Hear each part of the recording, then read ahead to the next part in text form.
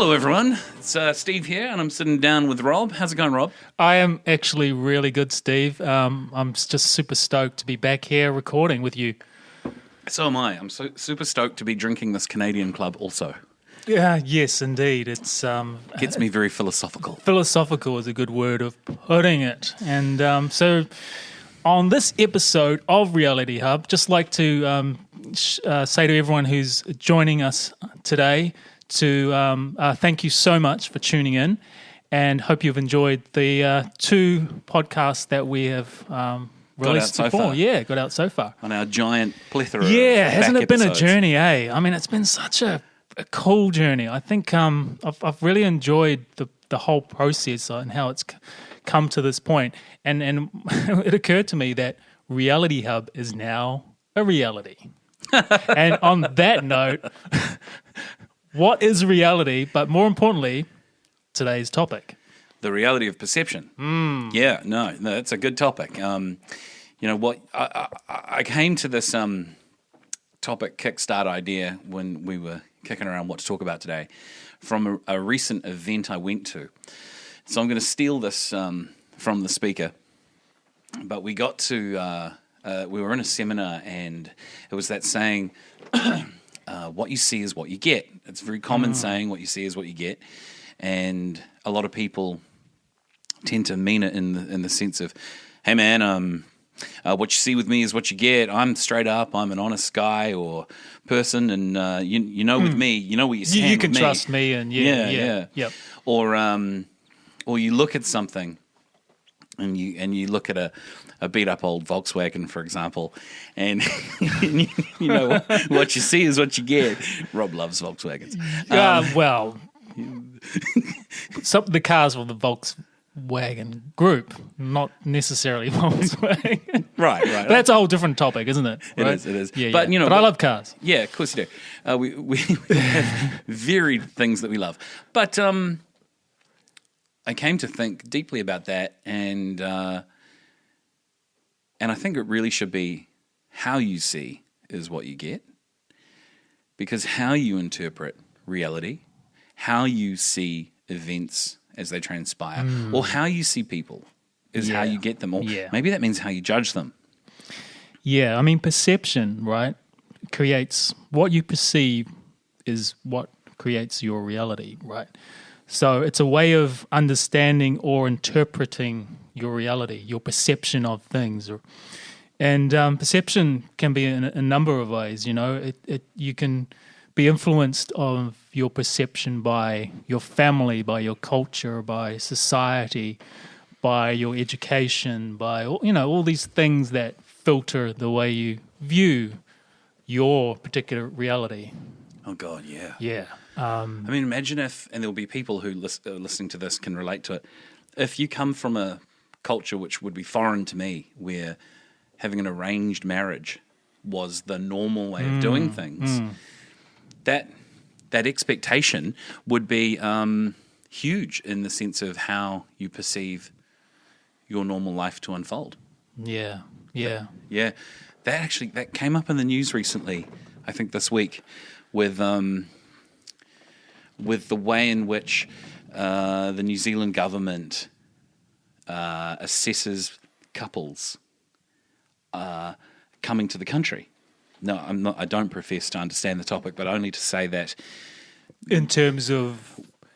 in terms of we have an expectation of people living together and Right. and having a legitimized relationship based on shared bank accounts, shared living space, rent, power bill, so forth, and utilities. But that's a concept that might be real to people like you or I. I mean, if you had a partner who came to live with you, Rob, and she perhaps was you met someone from overseas, and you fell in love, and you started this blossoming relationship, and you moved in together, that would be evidence for many immigration departments that based on your shared life together, the cohabitation of the same space, the shared utility bills and bank accounts and so forth, that you had a legitimate relationship. But in some cultures, a legitimate relationship, they have no time together. It's arranged previously that they will get married, and they virtually meet once or twice before the wedding. I find that whole arranged marriage thing fascinating because there's kind of two sides to it, right? So I actually had this conversation with a friend how we were talking about marriage and what that means currently, as opposed, how and the origins of marriage, and is it just to do with the legal ramifications and implications? Is it just a signature on a piece of paper? Is it just the rules and regulations? This is how society operates. So when you are married, there are certain legal parameters, etc., etc. But this whole arranged thing, it's like, well, I have this kind of idea that you've got to connect with someone, you've got to be in love with someone, you've got to have all these things in common, etc., etc., etc. I don't know how the arranged situation, how that happens, but what we came up with is maybe it's a really good thing because you're with someone and then you learn to grow together, and it solves that whole problem of going out there and looking for the partner, looking for all those things, right? So that's what we sort of came down to. So we sort of flipped it and go, well, maybe it's actually a really good thing, which I never used to view it that way. I had kind of hang on a minute, I want freedom of choice. I want to fall in love in my own way and meet the ideal person, etc., etc., etc.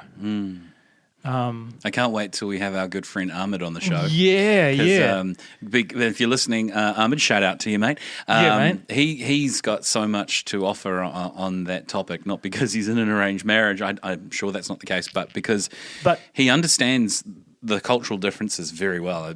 I could learn a lot from that, and I'm looking forward to having him talk about it. I've always genuinely been curious because it's bringing two people together in some way, or arranged from however that works, as opposed to, I think, in the Western world where it's very much dating, etc., and in this day and age, obviously using social media apps to connect in that reality, right, and then forming some sort of connection and relationship that way.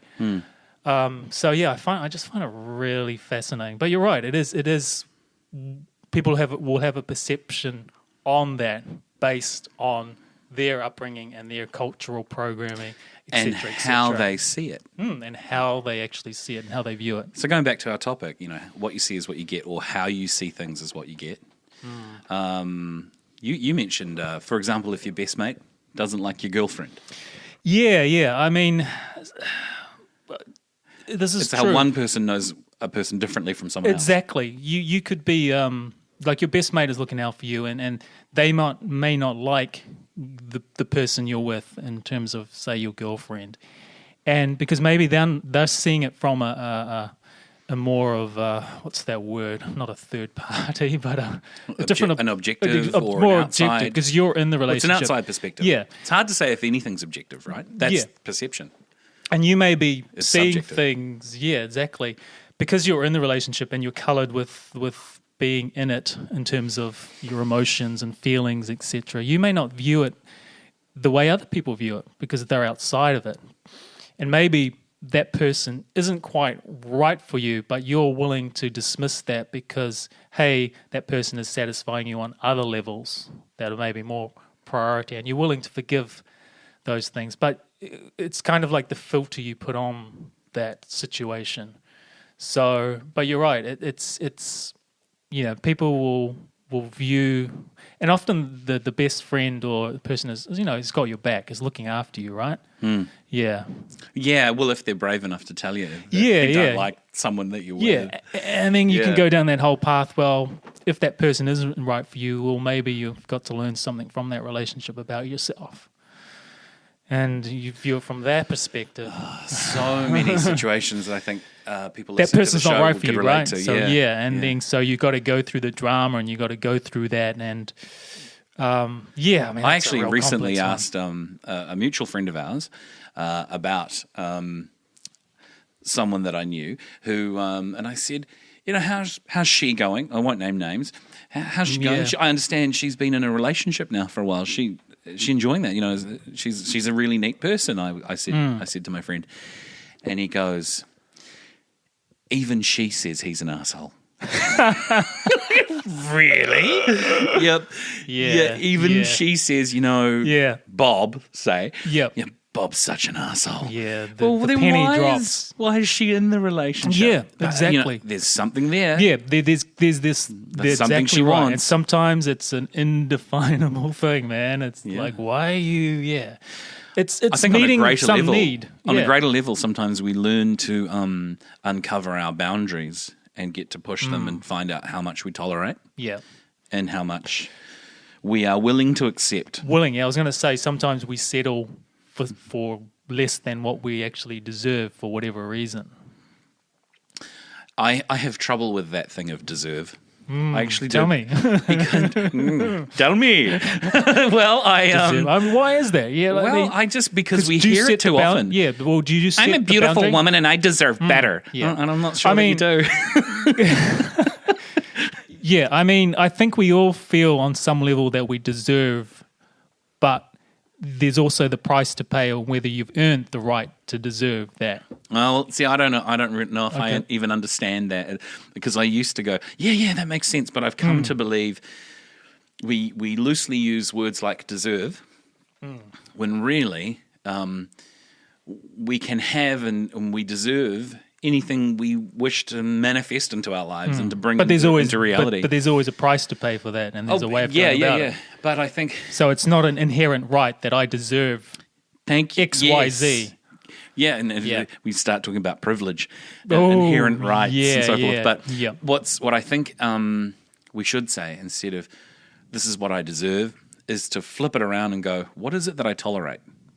What is it that I accept as okay?" Yeah. And then from that basis, we have a distorted sort of version of that limit, and we go, that's what I deserve. Or we accept things in our lives that we don't even like. We find a hard time tolerating it. We know that things can be better. We call that better thing the thing that we deserve, while simultaneously, contemporaneously. Wow, that's a big word. Yeah, my father used to say it. I try to Say that again. contemporaneously. Wow. Contemporaneously, we know what we think we deserve, which is the better thing, whilst accepting a lesser thing. It's so conflicted It is so conflicted. and distorted. Yeah. It's time to just own up that there's nothing. What we deserve is what we allow ourselves, I think. That's actually what we deserve, and in fact, we're mistaking something that's better and calling that the thing that we deserve. Wow. Have we gotten off topic? I don't know, but this is the perception of reality. Yeah, it is the perception of reality. No, I like that because I really do like what you just said there. So what was it? Things aren't always what they seem. Yeah. I mean, I'm just looking at my notes, because when you look at we tend how to you see is what you get. we tend to judge things on a surface level, and we make assumptions, and I always just say, well, things aren't always as they seem. So it's all about sort of going beyond what you initially see, and it's like the whole "don't judge a book by its cover" kind of thing. So I'm just trying to think of a really good example. Oh, priests, Catholic schoolgirls. Enlighten me. Well, it was always that thing of if you meet someone or something in life that portends. I love how the word portends. It sounds so much like pretends. I was just going to say, But- it's a fancy way of saying pretend. Portend. Portends to be something. It portends on the situation you see. We need Jamie to Google that word. Yeah. Yeah. So if something puts itself out there as being one type of example of something, like Bill Cosby, here's a good example of a guy who always used to, the shit he's gotten into in recent years and all the dark side of Bill Cosby. Yeah, a But he little would bit. put himself out as absolutely the owner of the moral high ground. Yeah, He would tell other yeah. comedians, as history Yeah. has it, to stop swearing. He would he'd not insult them, but give them a kind of a stern telling. You shouldn't do comedy like that. Yeah. You should this. You should that. You shouldn't behave in this way. Until it's so funny. People who fill their lives with shoulds end up shoulding all over themselves. insofar Yeah. as they become so filled with rules that it actually they can't cope with their own moral sense of high ground or the way the world, their sense of justice, that things shouldn't be like that. They shouldn't be so unfair. People should treat each other nicely. Well, reality might be different from that. So that's a perfect example. Things aren't as they seem. So a person is seemingly one way, but they're actually operating on a whole different level on the opposite. Well, the best example is, the person who appears before you in a certain type of costume. I am representative of all this love and light. I am, like a priest or a doctor in a white coat, or an angel stands before you and says, do as I say. Well, how do we know that priest, doctor, angel, or whatever is, I'm trying to just use symbolic language here, presenting as one thing isn't actually the devil in disguise, if you will, or motivated by the totally ulterior motive. Right. Yeah. I mean, the Jimmy Savile thing of a guy who did kids shows, but was actually... I know, I don't even want to say it, it's just how horrible. Well, see, that's the whole thing, right? It's this whole facade, this whole image that people portray, and then we have this perception of this person, and it's not the real truth. It's not. It's actually just made up. It's just an illusion, if you like. And it's created on some level, and if it's and we get a perception of these people through the media and through television programs or films, or because they're famous, etc. So we have a certain perception, right? And part of Reality Hub is trying to get past that and get to the realness, to get behind the scenes and go, well, what's really going on, and why are people like this, and why are we not picking up on this, and why are we being bamboozled by this, and asking those questions, and I really seeking believe deeper into it. I really believe in balance as the answer for a lot of things, and when I see people push one particular agenda in one direction, I think there must be like something, an anti-something, or anti-something, or a pro-something. Yeah, pro. Really strong it's in one direction. but that's just one aspect of the duality of everything, right? Well, what I often find or come to notice is something behind that is the opposite of what they're pushing is often very strong in them, or the driving them. force. Yeah, this is very true. I mean, if you, it was on the Joe Rogan show recently, and he made quite a funny little quip about everyone he ever met that was absolutely anti-gay. He said, "Oh, right, so you must be gay." Because he didn't say it to them, but he was like, "Oh, so then, I guess then if you're really anti homosexual sex, probably you're really into it." And here's the thing you really got to suppressing ask is why are you so anti something, like particularly that, Yeah. If it's something which is, you can question that with anything, right? Because this is a nature, because this whole reality is comprised of duality. There is, for anything you can come up with, anything, there's going to be an opposite to it, right? So there is night, there is day, there is hot and cold, there is high and low, there's an aspect, an opposite to everything. So it's whatever you're aligning with, or whatever. So if you're anti something, there's got to be an opposite to that, and then someone will be anti the anti, right? Does that make sense? So, anti the anti. Yeah.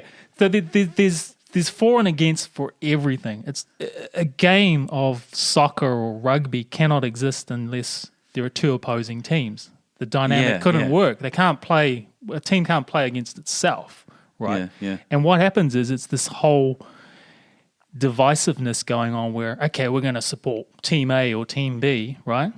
Mm-hmm. And then you've got this dynamic being played out. So anything that's anti, well, I'm going to support those people because they're anti that. But then you've always got to have an opposite, right? So I'm just trying to figure out this whole... But there's balance, as you say, in this, which just exists naturally. So, but I guess it's whether, the intention behind the anti, whether it's a good thing or a bad thing. Whether it's coming from a place of hate, a place of guilt, or a place of frustration or jealousy. Like, I'm over that, or if it's something which is actually, well... we can't tolerate these things because this is really bad for society, so to speak. Yeah, right. Yeah. Well, what this reminds me, I mentioned Catholic schoolgirls earlier, and I could relate to this because I was an Anglican schoolboy. But Right. when I say Catholic schoolgirls, because people go, oh, I know what you mean. But I mean, I was an Anglican schoolboy at a boarding school, and the kind of the understanding or the running sort of joke, if you like, the thing that amused us as kids was everyone knew that whenever you were forced to behave, really to get in line, well, then all you ever really wanted to do was not behave. Whenever you were forced to rebel. Yeah, you wanted to that. rebel. If you were told that drinking and drugs was bad, give me some drink and give me some drugs. Yeah. Because you just, and the thing, the Catholic schoolgirls thing was sex is bad. So then the first thing that would happen is they'd graduate and go and have as much sex as they could. And as Anglican schoolboys, we thought that idea was phenomenal. Yeah, absolutely. But, I mean, that's rebellion in teenagers and so forth. Yeah, but that's true of balance. And I think it's why France has less drunks, because they're allowed from a young age to have balance with alcohol with meals, for example. Yeah. Anytime you feel restricted and going against a natural sort of feeling of what's going to give you enjoyment, and if something's going to restrict that or place some sort of rule or regulation, you're going to rebel against it, right? I think it's just human nature to do that. You don't want someone that's wanting to control you or set these sort of boundaries when you're feeling like that's and because what it does is it actually, it's like, who are you to do that, like that's disempowering who I am, and what gives you that right? And so that's another program that plays out.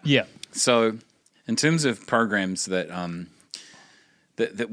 things we do in our life that we don't always give enough thought to what controls us, also includes the things we rebel against, because rebellion is kind of another program.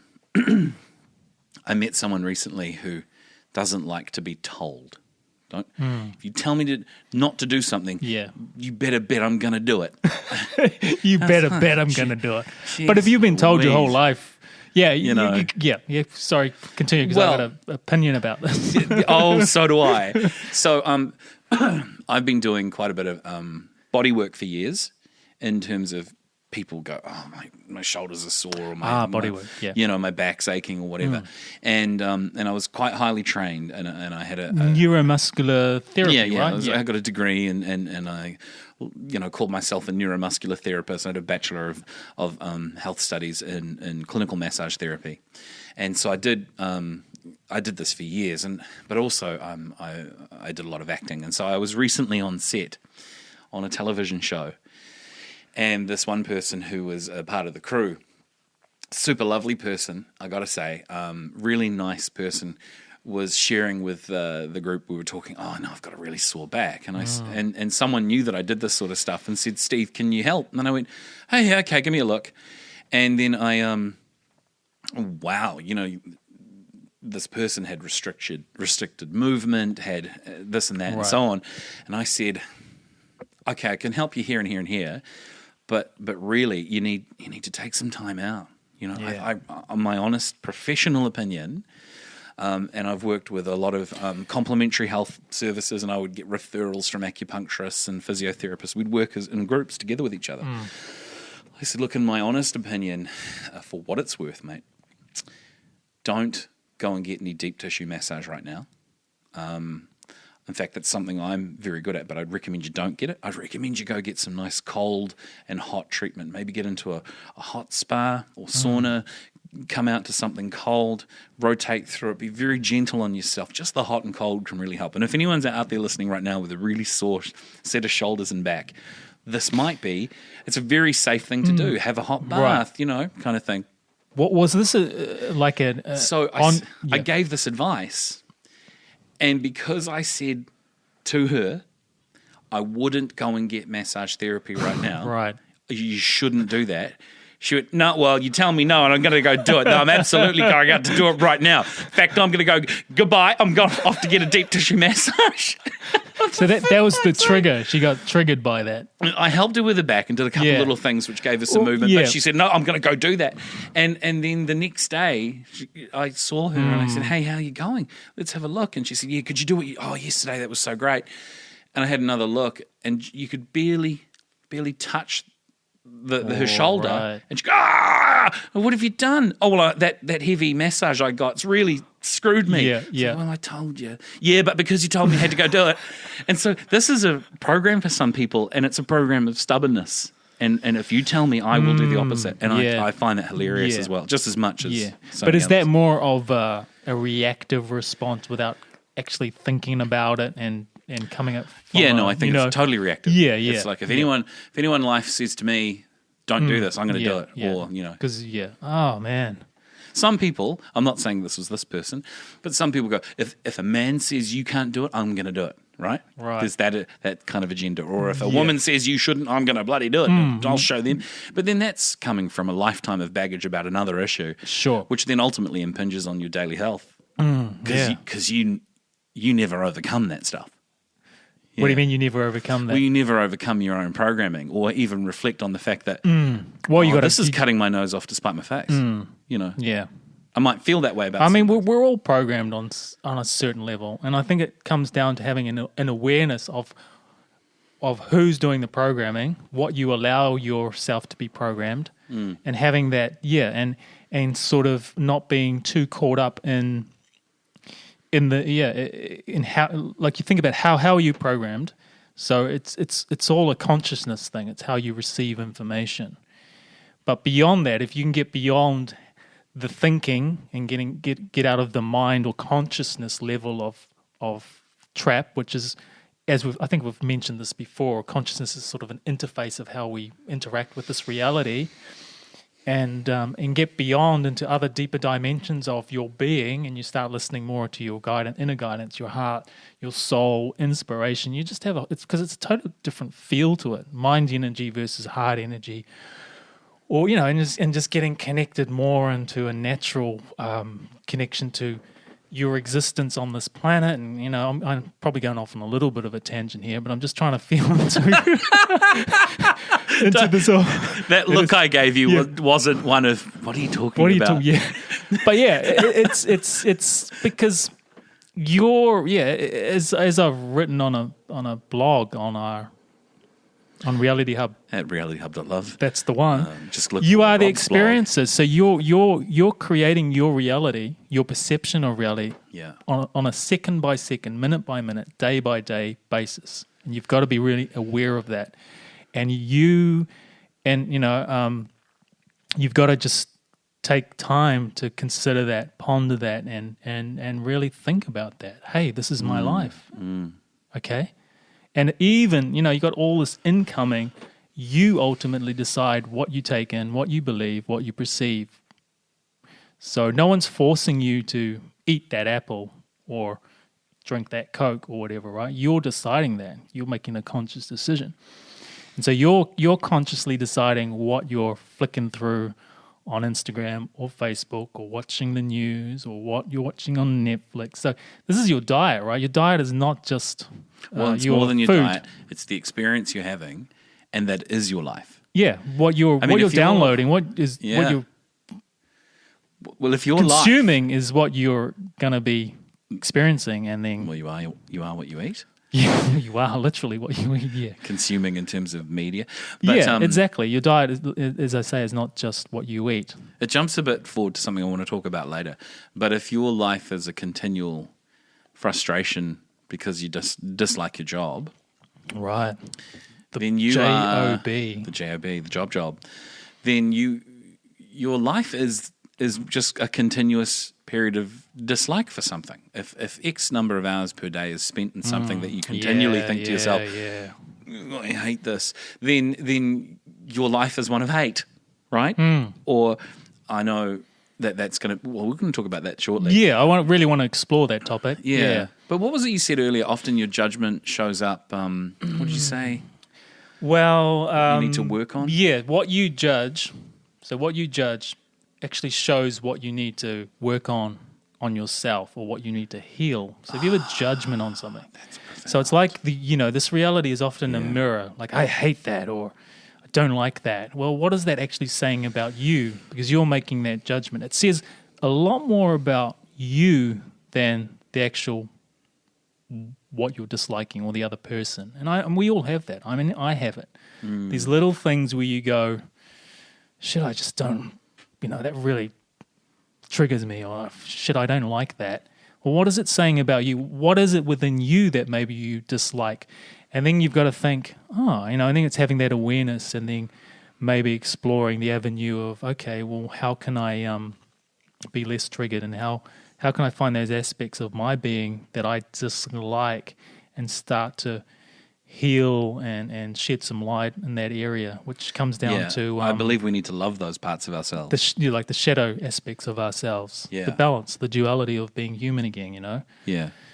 So, and because there are a lot of people that are very judgmental, or, it's one of those things where, say someone... I'll give you a real quick example where someone, I don't know, is rude to you, and they have no reason to be rude to you. It's because something's happening in their life that's bothering them. It's not exactly you. That's not really a judgment, but it's No, that's an interpretation. Yeah, that's a perception. That's a perception. Like we're talking about the perception of reality. But that's true. Yeah. But yeah, I truly feel that if you judge some, like, say for example, here's an example. Maybe you don't like someone because they seem to be living this life of ease, and they're traveling the world, and they're posting Instagram pics of their latest adventure, and you're going, wow, like, I'm in this, as you mentioned before, I'm in this boring job, barely making enough money to pay the bills. How are they? You start to hate these people, because you're going, they seem, and once again, things aren't as they seem, because you don't know how they're actually funding this lifestyle, right? They may be working their asses off. They may be selling drugs. Interestingly enough, I did come across one Instagrammer who was very well known, and it was all a facade and had deep. I can't remember the name, but I remember reading the story because I was intrigued, saying how actually life isn't like this at all. I'm constantly anxious. I'm in debt. It's just like this. Yeah, seriously. He or she owned up to it. Yeah, owner said, listen, it's all a facade. Like, my life, and there was so much pressure because I had so many followers that what I need to do is create this next amazing picture or experience to keep that facade going. And you're going, holy shit. Kudos to him for actually owning up to it. But that's getting real, right? Because we fall into this whole thing like, my life is shit because, I'm in this job, and I'm, I've got to wake up early and put in my time. And meanwhile, this guy's just flipping, posting Instagram pics with beautiful women and sunsets and so where was I going with that? I was going things aren't always as they seem. I can relate to this. When I was a kid, so you were saying your judgment shows up what you need to work on yourself, and I think often that means we need to find in ourselves love for the things that we judge harshly or that we dislike. It reminds me at going way back into one's childhood years, into school, and kids can be so cruel, right? I remember coming to the realization in my late teenage years when I saw a lot of verbal bullying and put downs and that kind of thing from one person to another, from other kids to me, from me to other kids, because we were all participating in it. And it was a horrible time. And I think a lot of us just felt so horrible in ourselves to do things. I noticed in the end, and unfortunately I probably was on the receiving end of far too much stuff compared to some other people, but it really was a learning point for me. I could see when people were being picked on, I was able to take a sort of a step back and look at it from another perspective, and I could see that we would pick on people as kids and attack other kids verbally, mentally. I don't even mean like physical stuff, because in truth, we all lived in fear of being hit or beaten up for some of us, right? But more often than not, that didn't happen. What actually happened was just verbal attacks or hounding or non-stop sort of goading people. That's probably the best way to put it, non-stop goading. And I remember one kid was so perhaps underdeveloped in his ability in his personality to respond or defend himself or to kind of and he took a lot of shit basically.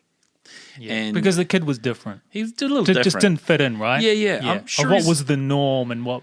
Yeah, and how unfortunate, because he maybe sounded a little different in the way he spoke or looked a little maybe different. dressed a little different, spoke a little different. Yeah. You know, And the so things that weren't quite cool. And whatever wasn't cool, it was easy for us to go, oh, it's easy to pick that and to want to attack it. Yeah. And my big realization was we're actually attacking something that represents. We're attacking another person because they represent in ourselves something we find embarrassing or that we judge harshly. So, for example, you would see that person putting themselves out in a less than socially acceptable way by the way they spoke, talked, looked, whatever, behaved, but quite innocently. That's just who they were at that point in their life. And you would want to just squash it. You saw people just want to go, oh, they were embarrassed by that person. And so they wanted to insult them and put them down and tell them names or whatever, pick on them, call them names. And I come to realize that is actually the problem, not of the person who you're picking on, so to speak, but it's the problem of the people who are doing the picking. Because in themselves, they hate themselves to the level they can't accept. They see that and they relate to it and go, if that were me, I'd be so embarrassed. And so what they're actually expressing is an inability to love themselves fully. If that were me, hit the nail on the head there. If that were me, and maybe sometimes it is me, and maybe occasionally I have been like that, it's so embarrassing. I'm going to squash it and kill it and tell that person they're a loser. And really, what they're expressing outwardly is their lack of love for themselves. And that for me is profound. That is so profound. Wow. Yeah, thanks for relating or sharing that story. It only took 7 years of hell in a boarding school, but I got there in the end. No, because I'm sure there'll be people listening out there that can relate to that similar feeling and having that, either now or in their childhood. And I just find it, it's a tough time as it is being that age, because all you really want to do is fit in. So even the people that are joining in with the bullying, right, know it's wrong, but they don't want to feel like an outcast. They want to fit in. They want to fit in, feel I'm cool, even though inside they're going, this is wrong, this is so wrong. But it's a tough place to be. And you got to wonder, right, it comes from, you said it there, it's a lack of some love there and an inability to be able to express a level of, I guess, compassion or empathy and just normal kind of human things. But it's also, there's a level of fear there. I often think bullies are very cowardly and fearful because they're on their ability to face their own aspects of the things that they hate about themselves. So they got to project that on other people that are less than or weaker than, right? Because in order to do that against someone, go and bully someone who's stronger than you or more courageous, that they don't have the courage, right? The chutzpah. The chutzpah, yeah. No, often they're very weak. Yeah. Yeah. But from the pretending perspective of the strong. person being picked on, you can't see that at the time. It's very hard. You feel like... And then you got to wonder this whole thing about, what's happening in their family environment, what's happening behind the scenes, and it's a real tough one. Gosh, yeah, it really takes me back to thinking about those times.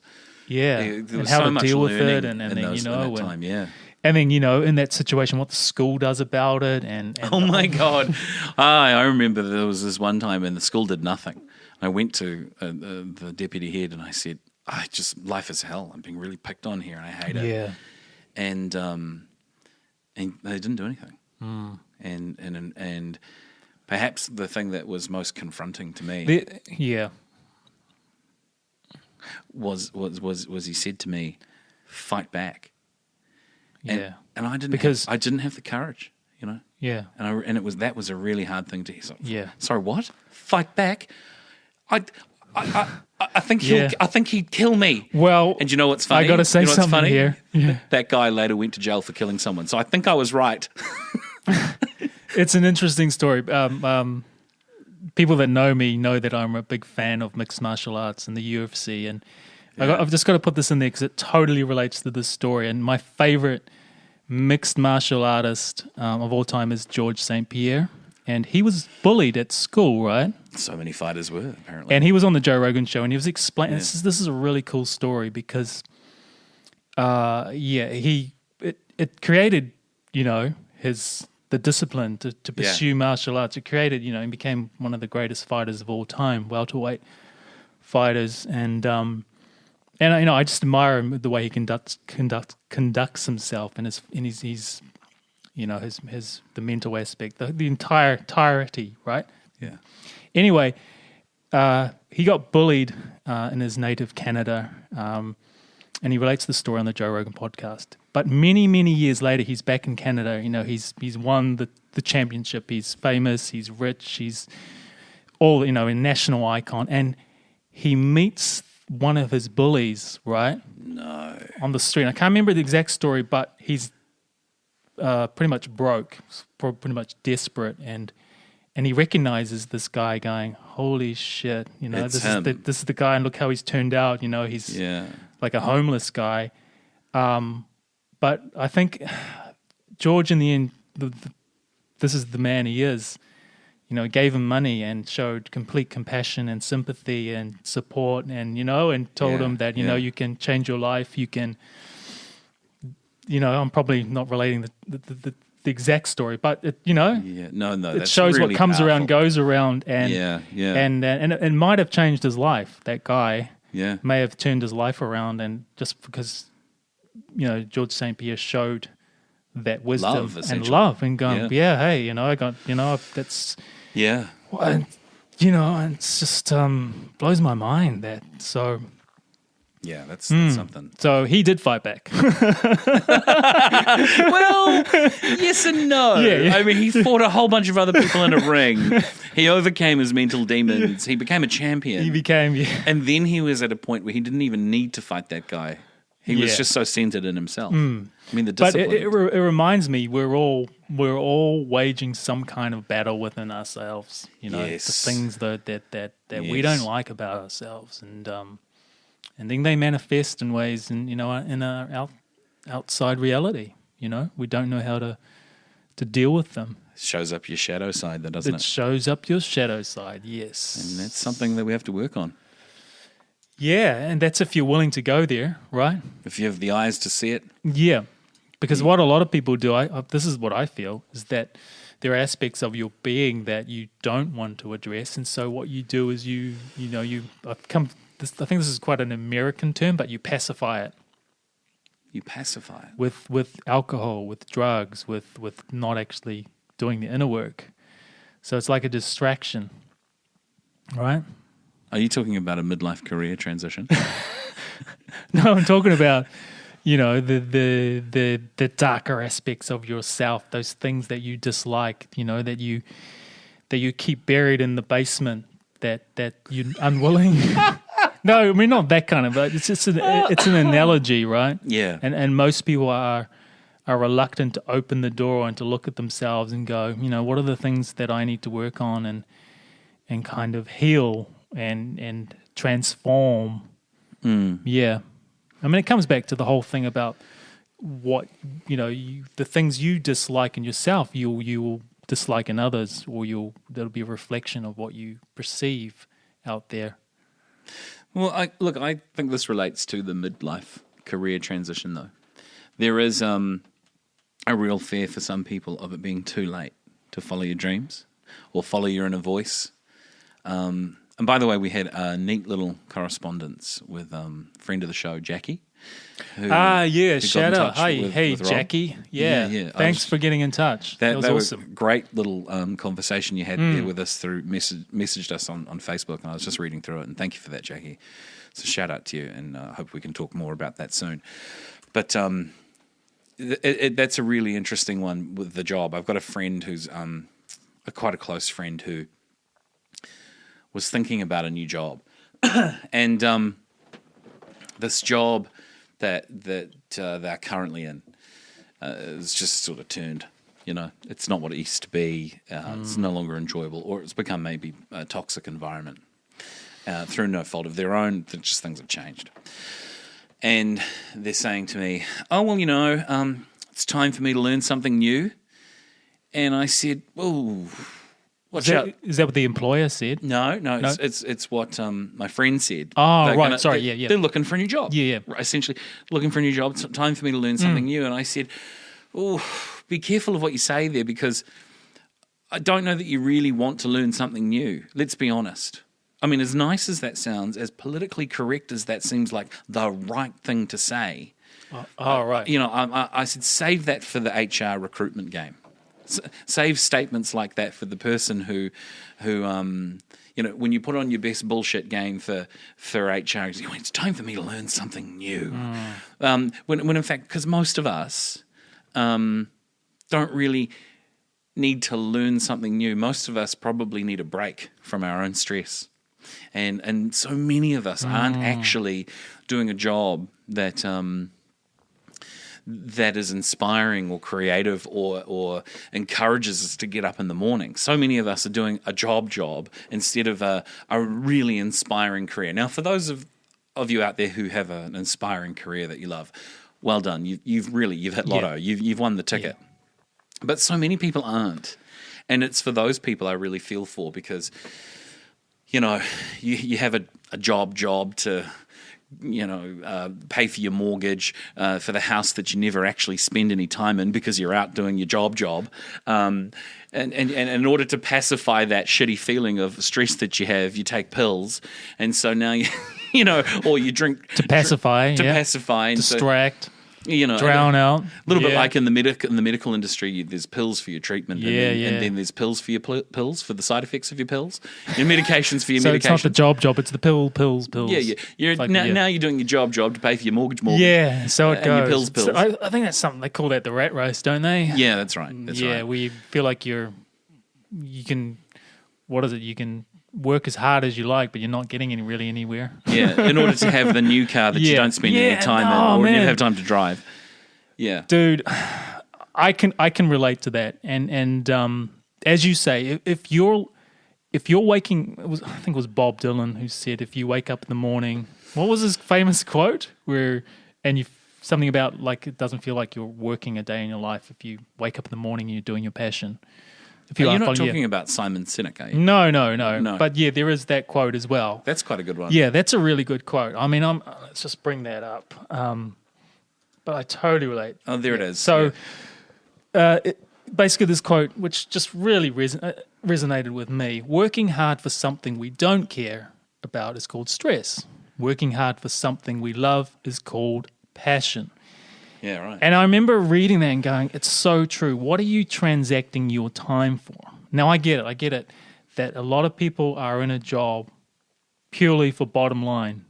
The right? basic level need of... Basic level. And I thought about this and I go, it's a survivalistic kind of thing, mentality. Because, in this reality, you need money to buy food or to pay your bills, etc. Right, to have a roof over you. Totally understand. Just to go from somewhere, one place to another. Unless it's being handed to you, or unless whatever, you're getting it from some other source. You've got to actually go out and do something, right?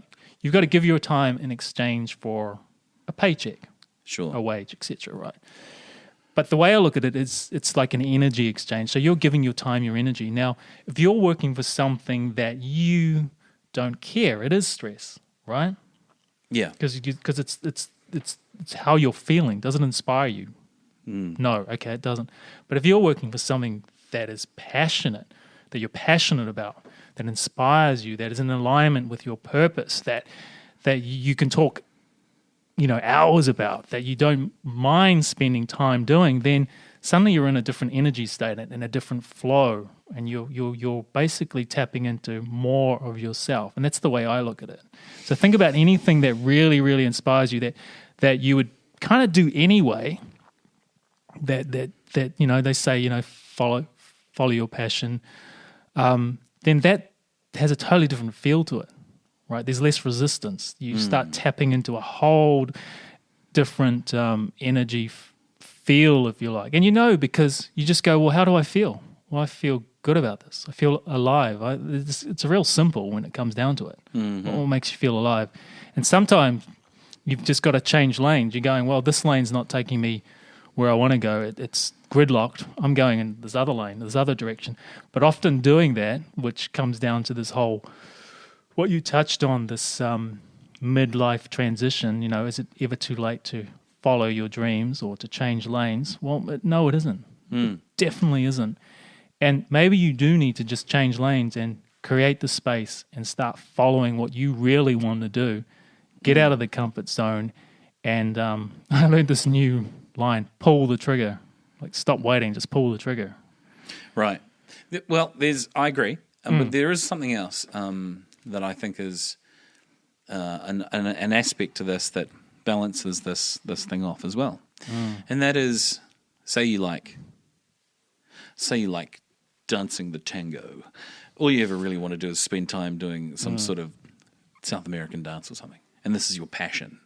Yeah. Well, you can't necessarily always have a career in your favorite hobby or passion. You can't necessarily, because the reality of the marketplace might be there's already a 1,000 to 1 teachers.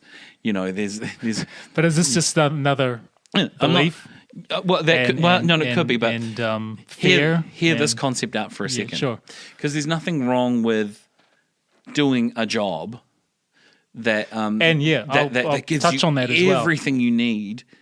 Or as long as it doesn't stress the shit out of you, destroy your health, ruin your connections with people, or interfere with what it is you love about being human. And if it doesn't mess that stuff up, then you've sort of struck a balance where you've gone, okay, this thing that I do, actually, it's not something I hate.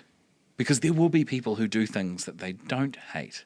And to hear us saying, just leave your job. But well, hang on, mate. But Steve, I don't hate that job. Yeah, I love my job. No, then actually that's cool. That's really cool. Yeah. But if you do a thing that you spend a period of time every day doing, and actually, and maybe you have a particular skill that isn't something you really love, but gee, you are well rewarded for it, and you don't mind, then that's okay, as long as it doesn't get in the way of you pursuing the things that make you happy as well. Then I guess that's what you call balance as well. Then that would be a balance, because a lot of people, they don't necessarily hate their job, but it supports other passions. It supports things that gives them the things that they. Yeah. There's that balance, right? Well, you view that as your job as your investor. Yeah. The company that invests in you to do the things. But then there is, I always look at it as the society trap. When you own that home and you have all these possessions, you've got to somehow maintain that, right? So you need to be. You got to pay for it on some level. So so there's that whole thing of all these material possessions, and we live in a consumerist society, so we're sort of in this mentality where we've got to buy. This is the way things work. So what ends up happening is your material possessions, the things you own, start controlling you or dictating your life and your world, and you don't have the time, the space to take that boat out on the weekends because you're too busy working or the things enjoying that the home. The things that you own. And you think you are happy, but you're not really, because you're trying to fit this, I don't know, this level of success that is programmed into you, that you will only be success if you have a certain level of income, et cetera, which buys into the whole, as I say, cultural and societal programming. Once again, coming back to, we are in a consumeristic society, and that's the way it works. So, and I kind of look at it as a game. Like there are people that can play the game of Monopoly really well, right? And are business savvy, are ambitious, and they do really well at it. And then there are other people that just are not and get lost in the system and the trap of it all and get consumed by it and are kind of desperate inside going, what, this is not the life that I wanted to live. Really? Well, that sort of reminds me of, do you remember the life that you thought you would live when you were a kid and now you're an adult? Yeah. And you thought when you were a kid that by the very ancient age of, say, 25, Sure. you'd have the marriage. Yeah. You'd met the one. Easy, yeah. Oh, for sure. That probably when you when you're 17, right? and then you would have discovered this amazing career. You'd already be on track to upper middle, higher management. Yeah, yep. Probably by 25 you'd be CEO. Of course. You know, and have incredible income. You'd be a homeowner for sure. Many investments, I'd imagine. And this was the program that you had. The blueprint, the program. I'd be married by 25, probably engaged by 23. You know? Exactly, yeah. I reached my first million before I'm 30 because, you know. Oh, that's a reasonable amount of time. It is a reasonable, and then back in our day, $1 million was a lot of money. Well, it was the same as $4 million, I think. In current, Yeah. In today's old money, you may be able to get a house, possibly. Well, get a mortgage on a house. 70% of one. Yeah. Which boggles my mind. Yeah, no, that me too. I could talk about that. But yeah, it's fascinating how I love the quote by John Lennon is, you know, life is what happens while you're making other plans. So you have all these plans and designs, but life is actually what happens.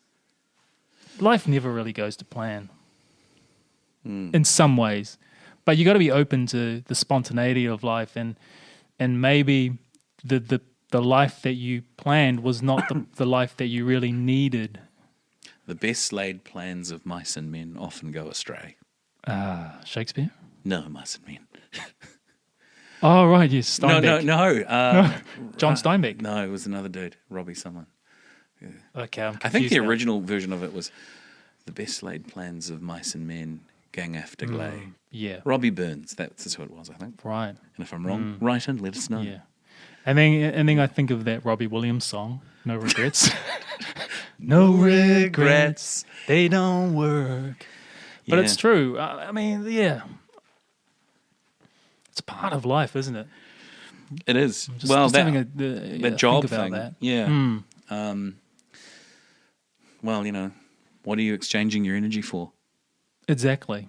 And it does. It comes back to if you are stuck, right, in a job you don't like or in any situation you don't like, it falls back on you.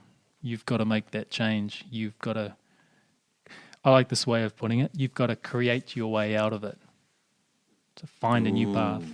Right? Yeah. And when you say create your way out of it, it puts power back into your hands. Well, so you're not a creative being. Yeah, you're not waiting for something to happen. You're not waiting for a miracle. Yeah, you're not victim. Exactly. Yeah, and I think a lot of people fall into this victim. They bring out that victim archetype of themselves, which so disempowers you. Oh, you know, this job sucks because I had to take this job because I met this girl and then we had this kid and then we needed a house and that's not really what I wanted to happen, you know, and then... So I got a job as a bookkeeper, but because I had a little bit of experience as a bookkeeper, I was asked to be an accountant. Next thing you know, I'm 7 years in and I've got a career as an accountant. And I hate offices because I hate numbers. I've got experience now. Yeah. But really, I just want to be a South American tango dancer. Exactly. And at some point, you made these choices. That's the thing. I don't even know if tango is South American. I'm just going to say it could be Spanish. Yeah. You got to think about these South American dancers, though, haven't you? You got to think about these tango dancers. Yeah. But yeah, what I was going to say is that the truth. This is the way I see it. The truth is the change, the power. It's responsibility. It comes down to you, whichever way you look at it.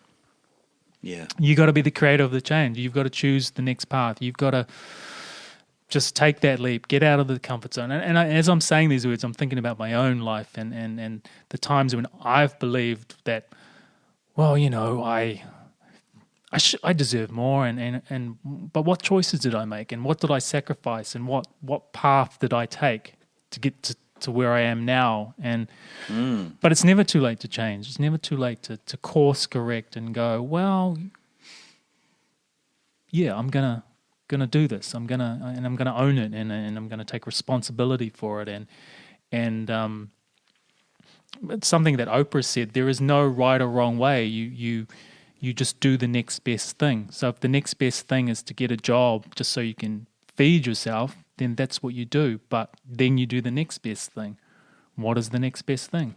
Nothing wrong with giving it a whole lot of steps and working through it. Yeah, because some things seem so unsurmountable. And the situation is shitty, but what's the next thing you can do? Even if it's just a little thing, what are the little things you can do? Well, this is where your power of perception, how you see things, is so important, right?